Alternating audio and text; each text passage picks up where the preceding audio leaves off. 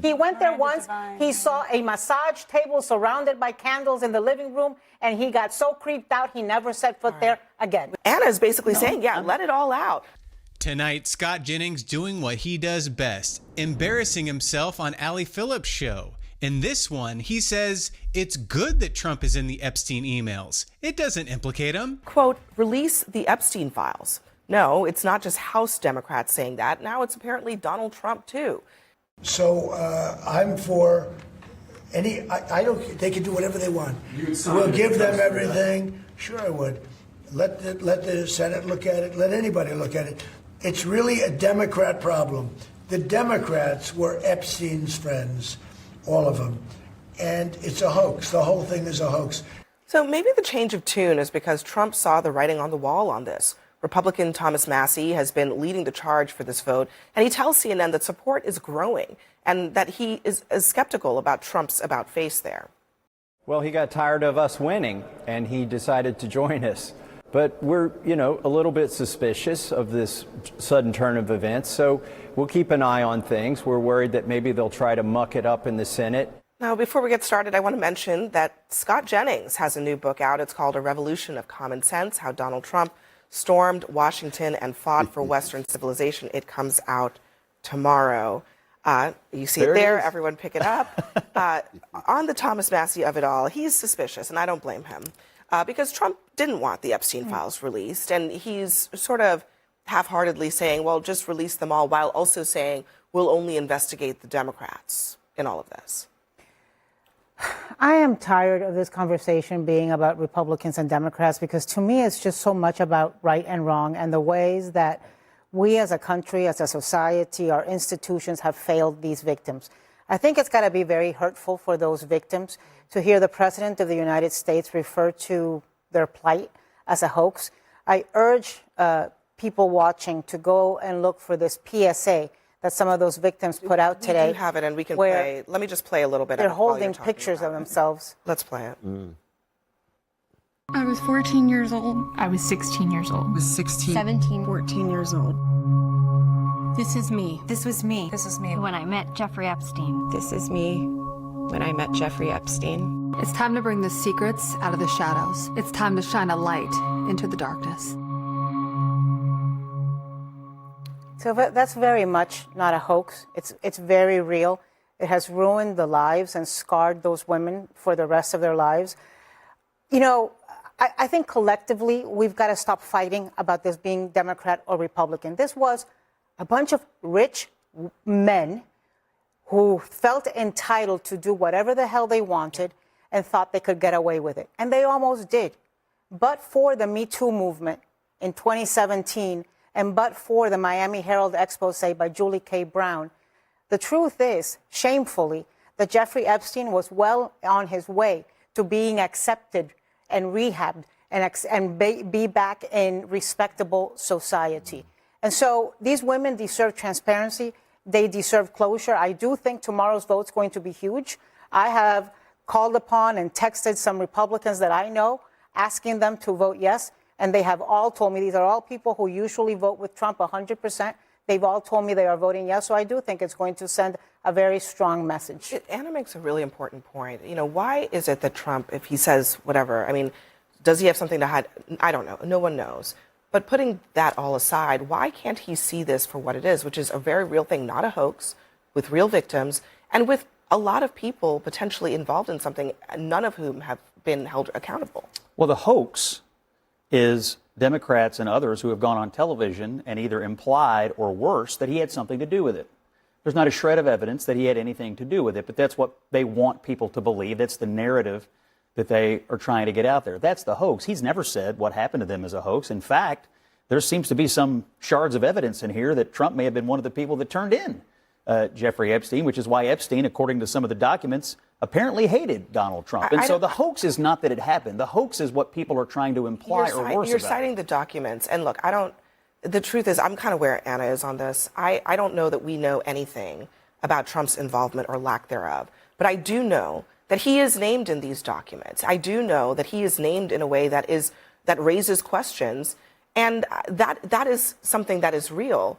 Does it mean that he actually did something wrong? That we don't know. But if Trump has nothing to hide, and he's totally entitled to say that, to believe that, he should be clamoring for these documents, for the full context to be released, but he's not doing that. Scott Jennings must think we're all stupid. Here's a refresher, Scott. Quote, "That dog that hasn't barked is Trump. The victim spent hours at my house with him." Gee, Scott, weird you left out that email, but no, in Scott's world, that's not incriminating at all. It's just another hoax. A hoax Epstein cleverly planted in a private email from 2011 in a plot to frame Trump once he became president years later. Nailed it. So you believe after 10 years of this, of him being on the public stage, that if there was something to know, we wouldn't know it by now? Look, the issue is... I mean, you could make that argument about every single person who's implicated in these documents. Okay. That is not a legitimate argument. And you just raised the key issue. Every single person who may or may not be implicated, the argument is, if there was something to know, we would have known it. If there was something to know, yeah, I mean, it's in the documents, and we don't know it about not just Trump, anybody. So you just raised the key issue. You use the word implicated. If someone's name appears in these documents, it doesn't necessarily mean they did anything wrong, but I'm sure that is going to lead people to say, oh, they've been implicated, and so we'll see what comes out. I have no expectations. Scott, can I tell you, they may not have done something criminal.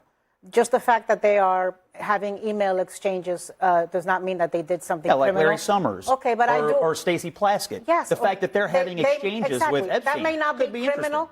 I do think it is wrong. And the reason I think it's wrong is because by the time that the emails that we are seeing in this trove that was released are from 2019 and 2018 and 2016. That is way after Epstein had served 13 months in that sweetheart deal in Florida, after he had served 1 year under house arrest, after he had registered as a sex offender. And so these people, a lot of them who are folks that are admired by our society, famous, rich, powerful, in very elite circles in Palm Beach and in New York, were conversing with him and communicating with him and treating him. I mean, people like Deepak Chopra. Does that Human being. Does your concern apply to Stacey Plaskett, Absolutely. member of It applies. Did you just hear me? Across the board. Did you just hear me say? She should resign. There you go again. There you go again, trying to make this into a Democrat. I think it's very. She was being programmed by him after the moment you said we all knew. It's very hypocritical for you to call out the names of only the Democrats, but not apply the very same logic to everyone. What Republican was he programming? Listen, hold on. You're basically saying if you're named in these documents, I guess you're saying that they should be condemned. Anna is basically saying, let it all out. But you're the only one who's making a carve out for one person, and that's Donald Trump. There's no evidence that he had any contact with Epstein after he excommunicated him, but we do have evidence that he was programming Democrat members of Congress. Why isn't that a big deal to you guys? I guess the point is we just don't know. We do know that. We absolutely know he was programming Plaskett. I'm not talking about that. I'm talking about what we don't know about the Trump bit of it. That's all I'm saying. So let me get this straight. Scott wants everyone who's emailed Epstein to resign in disgrace, but somehow that logic doesn't apply to Trump? And by the way, those leaked emails say Trump spent hours alone with one of the victims at his house. Any comment on that, Scott? No, but I mean, the sad thing is, Sister Anna's point about the weight and gravitas of what is right and what is wrong so easily gets erased and eliminated because integrity, honesty, and decency gets pushed aside and it becomes just a partisan matter of Democrats versus Republicans. We know that gangsterism is promiscuous. It will lie with Democrats, Republicans, independents, leftist, center, right, Christians, Jews, Catholics, Muslims. It's a human thing. And we have so many layers of corruption now, so many levels of outright lies, that the issues of what is right and what is wrong has no footing at all. Now, you know it, I know it. Look, when you're talking about common sense, that's Thomas Paine, brother.